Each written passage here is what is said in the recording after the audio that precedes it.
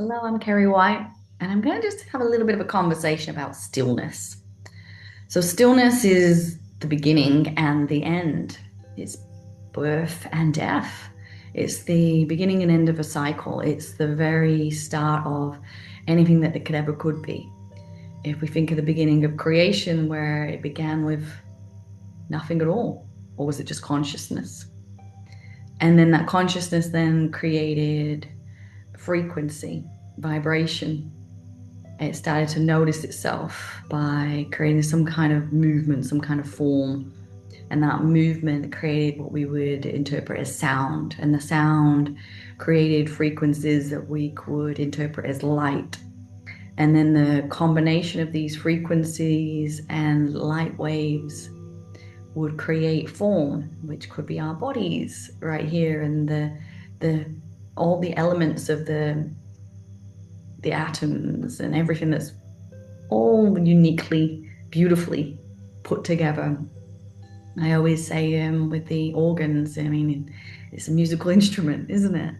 It's like we are this musical vessel that is animated by a consciousness that has chosen to separate itself from the whole, become a droplet instead of being the whole entire ocean to know itself. And this is really important when we feel into stillness, because stillness is the return home to our oneness, our union with our own self in that state of ultimate consciousness. And when we're thinking of trauma or things that are painful, stuck, unhealed within our mental, in our emotional, in our physical being, it has come from a place where something has become stuck.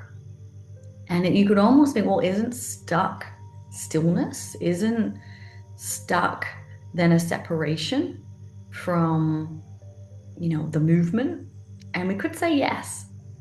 But it's also a stuckness that is not whole, not part of the oneness. It's became fragmented, separated.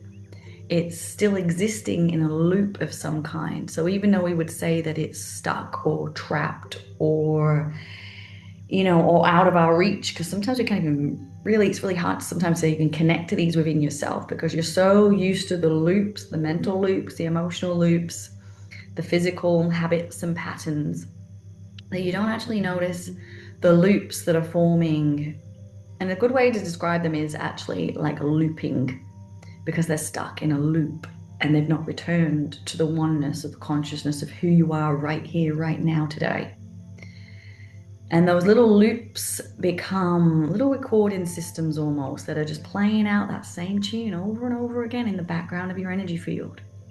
And you're wondering, why am I feeling this way? Why am I responding this way to all these different things and people and events and circumstances? And again, it's about responding, because if I'm responding unconsciously, then I'm not in control. Something within me is more in control than I am.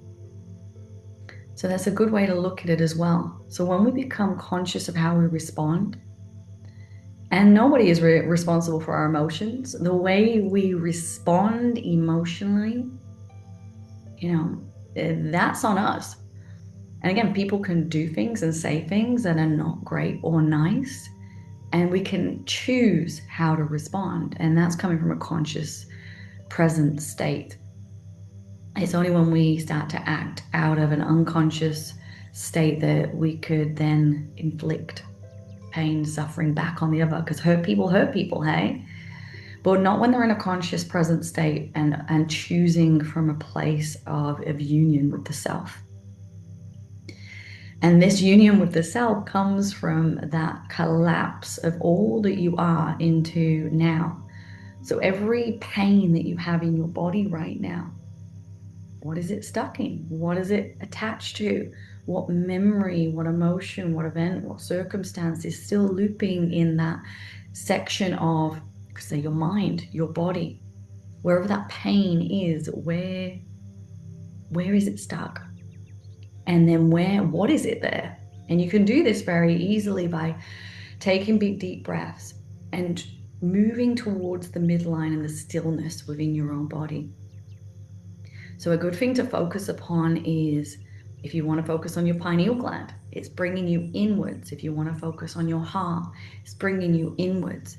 If you want to feel into allowing that focus on your spine, and you might go all the way to the tailbone and then all the way to the skull. And you want to allow that focus to become more and more inwards, because where a focus goes is where energy flows. So a lot of us are very distracted with phones, computers, TV, entertainment of all different kinds. And this entertainment tames you to look outside of yourself. And when you're giving your energy outside of yourself, you're not giving it to yourself. This is why meditation could be deemed as really important. But you don't have to almost look at it as meditation.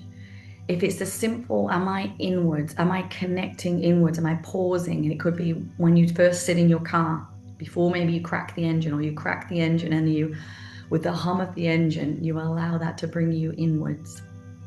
And these moments of oneness, these moments of stillness are so important, because as you allow these to come into different moments within your day, you'll start to notice that you'll start to see or be more aware of what the little loops are that have been playing out unconsciously, because you'll be conscious more and more. And it's a little bit of a practice, really, and it will develop over time. The more and more you do it, the more and more aware you'll become of yourself. And the stillness will become a place where you actually want to be. You won't want to escape from it. You'll actually be like, yeah, I don't even want to look near my phone. I actually like just sitting here with myself. And again, sitting there with the self could be just admiring the sky or the gentle breeze in the trees. And that invitation of stillness is actually the only place where healing can actually happen. So even when I'm doing my one-on-one sessions and my guided meditations, the first invitation is inwards. The first invitation is to stillness, to breath, allowing the breath, allowing the consciousness to come all the way inside of your body. And from there, that is where that attainment of oneness, healing, the body almost starts to adjust as you connect more and more of it into the now moment. You will notice muscles, joints, tendons just all of a sudden just start to unclick from where they were stuck. Pain will just dissolve. And this is the first gentle practice in allowing that healing to actually come into place. And I'm actually running a few workshops currently, and they're coming up. So if you are interested in moving more into this journey of stillness, healing, how to get there, how to be more conscious of what is around you and in you, and how you can actually you are more able to find that and process that, because all it is unprocessed energy.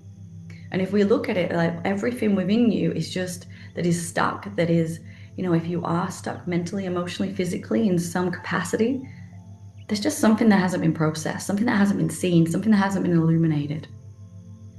I will leave a link for my website in the bio. And yeah, if you feel like joining me on this teaching journey, I say teaching, but really it's just remembrance, because each section people are like, oh, wow, I felt like I already knew this. And I'm like, yeah, we're just remembering. Speak to you soon.